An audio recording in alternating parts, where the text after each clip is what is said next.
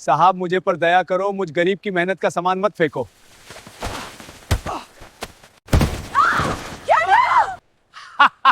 Look at this old fool. Please, sir, have some respect. Respect for what?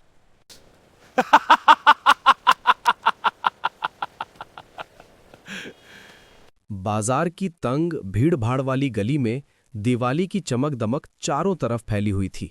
रंग बिरंगी lights, पटाखों की आवाजें और मिठाइयों की महक हवा में घुल रही थी। इसी गली के कोने में बुजुर्ग कारीगर हरि प्रसाद अपनी छोटी सी ठेली पर बांस से हाथ से बुनी हुई सुंदर टोकरियां और डेकोरेटिव लाइट पीस सजाए बैठे थे। कुछ टोकरियां सादी थीं, जिनमें फल या पूजा का सामान रखा जा सकता था। कुछ पर रंग बिरंगे धागों और मोतियों से फूल पत्तियों की कढ़ाई की गई थी, और कुछ छोटी छोटी बांस की हैंडीक्राफ्टेड लालटेन थीं, जिनमें मोमबत्ती या छोटी लाइट रखकर घर के दरवाजे या आंगन में लटकाई जा सकती थीं। हरि प्रसाद हर पीस को प्यार से पोंछते, सजाते और ग्राहकों का इंतजार कर रहे थे। उनकी इकलौती बेटी राधा की शादी अगले महीने थी। बीमारी के कारण पिछले कुछ महीने से कमाई कम हो गई थी। ये दिवाली का सामान बेचकर वे कुछ पैसे जुटाना चाहते थे, शादी की छोटी मोटी तैयारियों और घर की रौनक के लिए। तभी बाजार की भीड़ में एक सादे रंग की सरकारी कार धीरे धीरे रुकी। कार से हरे सलवार सूट में एक युवती उतरी। वो और कोई नहीं बल्कि इसी जिले की डीएम प्रिया शर्मा थीं। प्रिया दिवाली के लिए अपने घर और ऑफिस की सजावट में कुछ लोकल हैंडीक्राफ्ट लेने आई थीं। उनकी नज़र सड़क किनारे बैठे हरि प्रसाद पर पड़ी, जिनकी ठेली पर रंग बिरंगे बांस के पीस चमक रहे थे। प्रिया मुस्कुराईं और सीधे उनके पास पहुंची।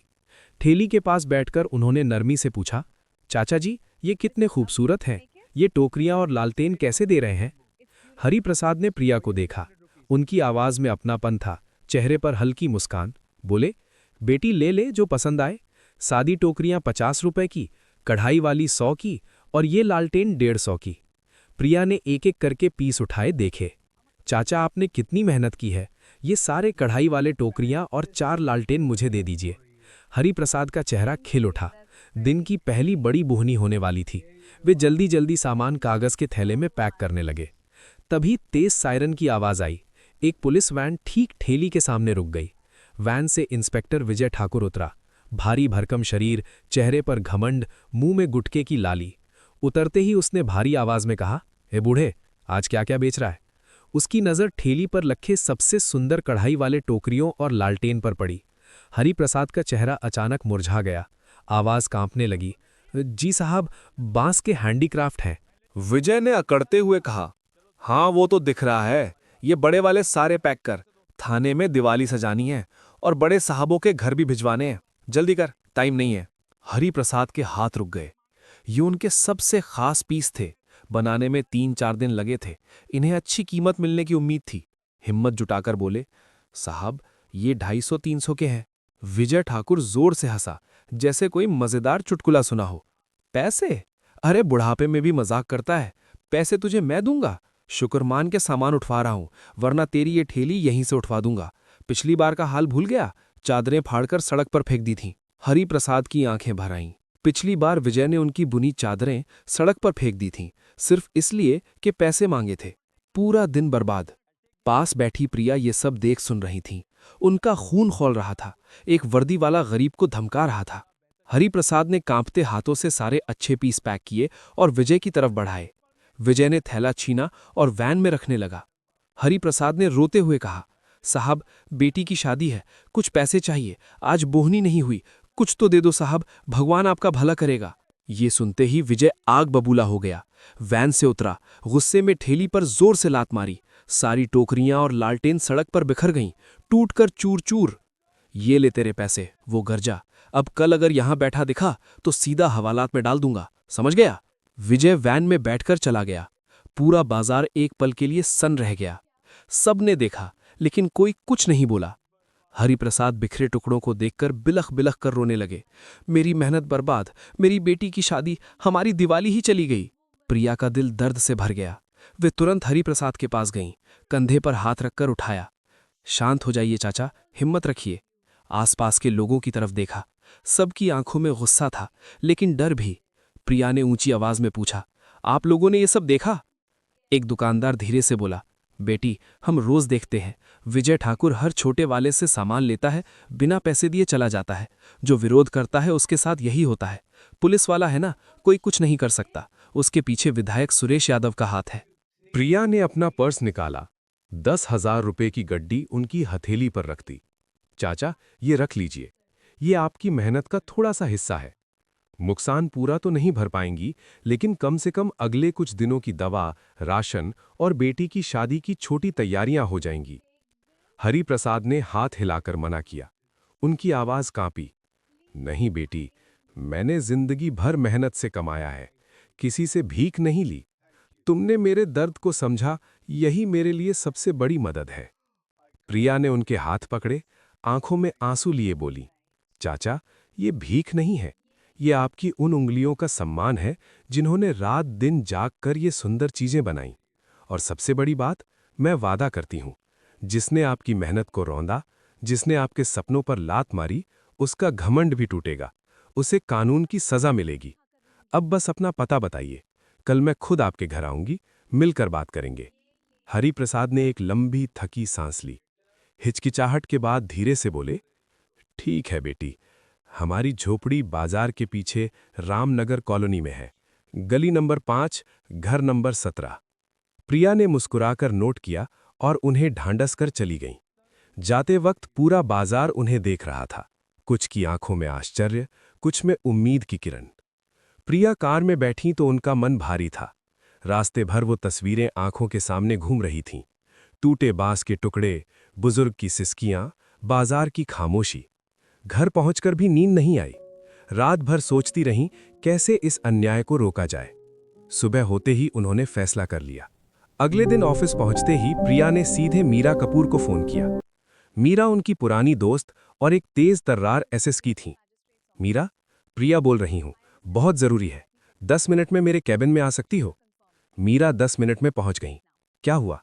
तुम्हारी आवाज से लग रहा है रात भर सोई नहीं। प्रिया ने कल की पूरी घटना विस्तार से सुनाई। इंस्पेक्टर विजय ठाकुर की बदतमीजी, ठेली पर लात, हरिप्रसाद का रोना, बाजार की बेबसी। मीरा की मुट्ठियां भिज गईं। विजय ठाकुर, उसकी फाइल मेरे पास पहले से है। शिकायतें आती रहती हैं, लेकिन सबूत नहीं मिलते। वो बहुत चालाक है। और सबसे बड़ी रुकावट विधायक सुरेश यादव, उसके कनेक्शन से केस दब जाते हैं। प्रिया ने आंखें सिकोड़ी। इसीलिए इस बार सबूत हम खुद बनाएंगे, रंगे हाथ पकड़ेंगे। मेरे पास एक प्लान है, भेष में ठेला लगाना, छिपे कैमरे, लाइव मॉनिटरिंग। तुम्हारी टीम चाहिए। प्रिया ने पूरा प्लान डिटेल में बताया। भेष बदलकर ठेला लगाना, छिपे कैमरे, लाइव मॉनिटरिंग। मीरा सुनकर मुस्कुराई। ये प्लान कमाल का है, आज शाम ही कर देते हैं। मैं अपनी सबसे भरोसेमंद टीम मंजू और राहुल को भेजती हूं, सब कुछ परफेक्ट होगा। शाम ढल रही थी। बाजार फिर से रौनक से भर गया था। लाइट्स जल रही थीं, लोग खरीदारी कर रहे थे। हरिप्रसाद आज डर से बाजार नहीं आए थे, लेकिन प्रिया के वादे ने उनके मन में एक छोटी सी उम्मीद जगा दी थी। उधर कल वाली जगह पर आज एक नया ठेला सजा था। रंग बिरंगे बांस के क्राफ्ट, लालटेन, टोकरियां। ठेले के पीछे एक 40 साल की महिला और एक युवक खड़े थे। दरअसल मीरा की टीम के कांस्टेबल मंजू और राहुल। सादे कपड़ों में बाजार में 8-10 पुलिसकर्मी, सब्जी वाले, चाय वाले, ग्राहक बनकर फैले हुए थे। हर किसी के पास माइक्रो कैमरा, ईयरपीस और हिडन माइक। प्रिया और मीरा एक काली एसयूवी में बैठी थी। लाइव फीड लैपटॉप पर चल रही थी। मैडम, सब अपनी पोजीशन पर है। मंजू की आवाज ईयरपीस में आई। मीरा ने शांत स्वर में कहा, गुड, बस इंतजार। समय बीत रहा था। हर किसी का दिल जोर जोर से धड़क रहा था। तभी दूर से पुलिस वैन की आवाज आई। प्रिया ने धीरे से कहा, वो आ रहा है। विजय ठाकुर अपनी पुरानी अकड़ के साथ आया। हरिप्रसाद को न देखकर उसके चेहरे पर कुटिल मुस्कान फैल गई। लगता है बूढ़ा डर गया। अच्छा है। उसकी नजर नए ठेले पर पड़ी। सीधा पहुंचा। कौन हो तुम लोग? वो बूढ़ा कहाँ गायब हो गया? मंजू ने भेष में मुस्कुराकर कहा, साहब, हम नहीं जानते किसी बूढ़े को। जगह खाली थी तो ठेला लगा लिया। बताइए क्या चाहिए? विजय की आंखें महंगे सेट पर टिक गई। ये पूरा बड़ा सेट पैक कर, मेरे बच्चों के लिए भर ले जाना है। राहुल बोला, जी साहब, ये 400 रुपए का है। विजय का चेहरा लाल हो गया। पैसे? पुलिस से पैसे मांग रहा है? जानता नहीं मैं कौन हूं इस बाजार में? राहुल ने जानबूझकर रुकसाया। साहब, हम तो गरीब लोग हैं, रोज कमाकर पेट चलता है। आप जैसे बड़े अफसर रहम करेंगे तो ही जिंदगी चलेगी। विजय का गुस्सा फट पड़ा। उसने राहुल का कॉलर जोर से पकड़ा। जबान लड़ाता है मेरे साथ? आज की जितनी कमाई की है सब निकाल, नहीं तो ठेला उठवा दूंगा। प्रिया ने मीरा की तरफ देखा। मीरा ने कमांड दी, मूव इन नाउ। पलक झपकते ही चारों तरफ से पुलिसकर्मी निकले, सब्जी वाले, चाय वाले, सब वर्दी में। मंजू और राहुल ने भी अपनी असली पहचान दिखाई। विजय को घेर लिया गया। वो हक्का बक्का रह गया। ये क्या हो रहा है? तुम लोग कौन हो? एसयूवी का दरवाजा खुला। मीरा और प्रिया बाहर आईं। विजय के पैर कांपने लगे, चेहरा सफेद पड़ गया।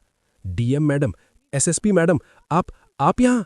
प्रिया ने शांत लेकिन लोहे जैसी सख्त आवाज में कहा, हाँ इंस्पेक्टर विजय ठाकुर, हम तुम्हारा वो चेहरा देखने आए हैं जो तुम गरीबों पर दिखाते हो। तुम्हारी हर धमकी, हर लात, हर वसूली सब कैमरे में कैद है।